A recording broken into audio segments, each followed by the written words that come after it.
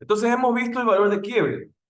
Hemos visto el valor de quiebre como una medida para evaluar la robustez del estimador. Vamos a ver otra medida para evaluar la robustez del estimador. Y esta también es bastante intuitiva. Esta se llama la curva de sensibilidad. La curva de sensibilidad mide cuál es el efecto de un solo valor atípico en el estimador. Es decir, yo tengo mi muestra univariante y yo voy a reemplazar una de esas observaciones, las voy a reemplazar por un valor atípico. Y quiero ver cuál es el efecto de reemplazar esa observación en el estimador. Entonces, esta medida de robustez me da información adicional, porque el valor de quiebre me dice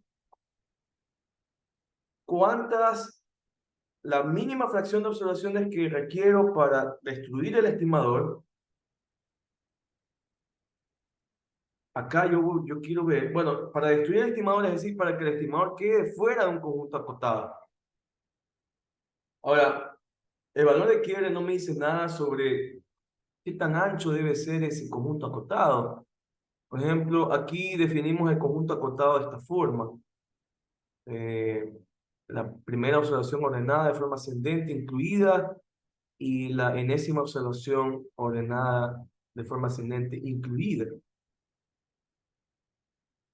Pero en general, el valor de quiebre no me da información sobre qué tan grande puede ser este conjunto acotado.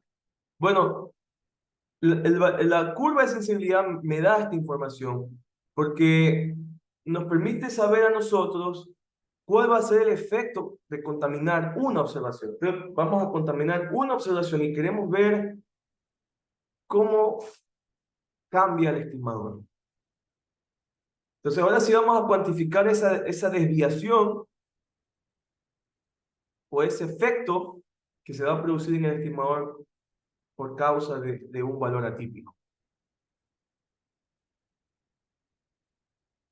Entonces, vamos a tener información adicional con la curva de sensibilidad. Vamos a saber el efecto, vamos a saber qué tan grande es ese conjunto acotado, que el valor de quiebre nos dice que el estimador, el valor de quiebre nos dice cuántas observaciones yo requiero para que el estimador quede fuera, mínima fracción de observaciones para que el estimador quede fuera de un conjunto acotado, pero qué tan lejos va a quedar del conjunto acotado, o cuál va a ser el efecto del estimador, eso no nos dice el valor de quiebre. Entonces, la curva de sensibilidad sí nos da ese efecto del outlier en el valor de quiebre. Perdón, la curva de sensibilidad sí nos da ese efecto del outlier en el estimador. Es el efecto de un solo valor atípico en el estimado. Y también nos da información sobre, bueno, si el valor de quiebre miramos por uno de los extremos, porque el valor de quiebre nos dice cuántas observaciones necesito como mínimo para destruir el estimador. Acá la curva de sensibilidad me dice qué pasa con el estimador con un solo valor atípico.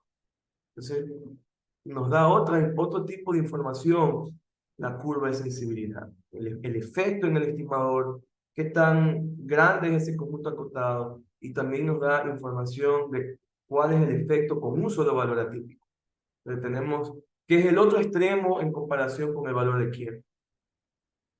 Entonces, matemáticamente esta es la definición de la curva de sensibilidad.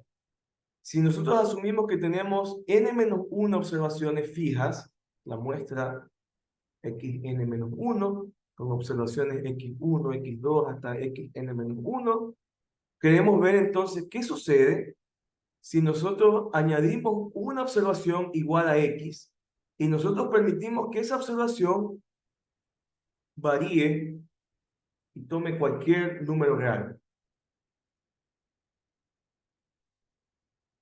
Y queremos ver cómo cambia el estimador cuando cambia el valor de x. Entonces, matemáticamente, esta es la definición de la curva de sensibilidad. Fíjense, la curva de sensibilidad depende de esa observación X que vamos a contaminar. Vamos a contaminar una sola observación. Depende del estimador T sub n. La curva de sensibilidad depende del estimador. Cada estimador va a tener su curva de sensibilidad. Y la curva de sensibilidad también depende de la muestra no contaminada, es decir, la muestra XN-1.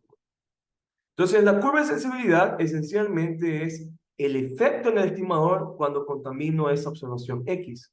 Y aquí está. En el numerador lo podemos ver un poco más claramente. Es la diferencia entre el estimador aplicado en las N observaciones, incluyendo la observación que contaminamos X, menos el estimador aplicado en las N-1 observaciones no contaminadas. Entonces aquí podemos ver cuál es el efecto de añadir, o cómo cambia el estimador cuando añadimos esa observación X contaminada. Y claro, yo puedo hacer cambiar el valor de X, ¿no? Que tome cualquier valor en los números reales, y yo podría ver cómo cambia el estimador. Ahora, el numerador nos da la intuición de esta curva de sensibilidad, pero si nosotros definiéramos a la curva de sensibilidad con el numerador únicamente, viéramos que eh, esta curva de sensibilidad, este numerador depende del tamaño muestral. Entonces, para que la definición de la curva de sensibilidad no dependa del tamaño muestral, es decir, si yo tengo un tamaño muestral más grande, esta diferencia va a tender a ser más grande. Entonces, para que eso no suceda y que la definición no dependa del tamaño muestral, porque no queremos medir el efecto del tamaño muestral, entonces lo que hacemos es dividir para esta constante 1 dividido para n. Entonces, de esta manera podemos comparar las curvas de sensibilidad de manera justa con diferentes tamaños muestrales para un estimador dado, T sub n.